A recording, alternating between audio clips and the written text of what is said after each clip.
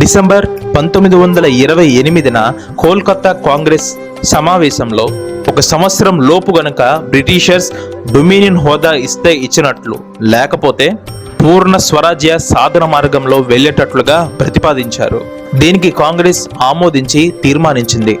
October 1929 లండన్లో మొదటి round table సమావేశంలో ఈ విషయాన్ని చర్చించలేదు.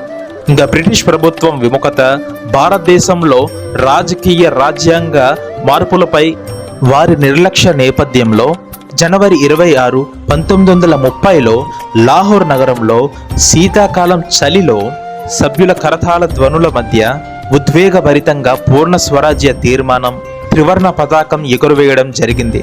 తొలిసారిగా భారతదేశ స్వాతంత్ర్య తీర్మానం అధికారికంగా జరిగింది. ఇదే లాహోర్ మహానగరం దేశ విభజన జరిగి పాకిస్తాన్ పాలవడం అత్యంత విషాదకరం.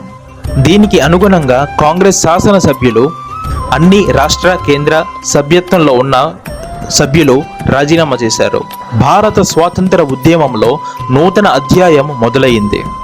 అప్పటి నుంచి ప్రతి సంవత్సరం కాంగ్రెస్ ఆధ్వర్యంలో జనవరి 26న భారత స్వాతంత్ర దినోత్సవంగా జరుపుకునేవారు.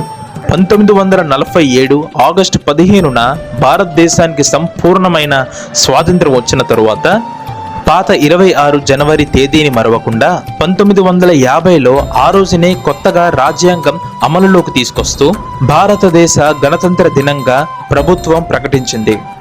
అయితే మన రాజ్యాంగాన్ని పూర్తి చేయడానికి పట్టిన సమయం 2 సంవత్సరాల 11 నెలల 18 రోజులు సమయం పట్టింది. సో ఇదే ఫ్రెండ్స్ గణతంత్ర దినోత్సవ ప్రత్యేకతలు.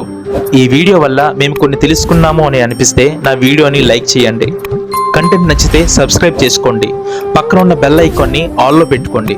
దాని ద్వారా నేను చేసే ప్రతి ఒక్క వీడియో మీకు నోటిఫికేషన్ ద్వారా మీ ఫోన్లోకి వస్తుంది. So signing off, yours Vijayavardhan.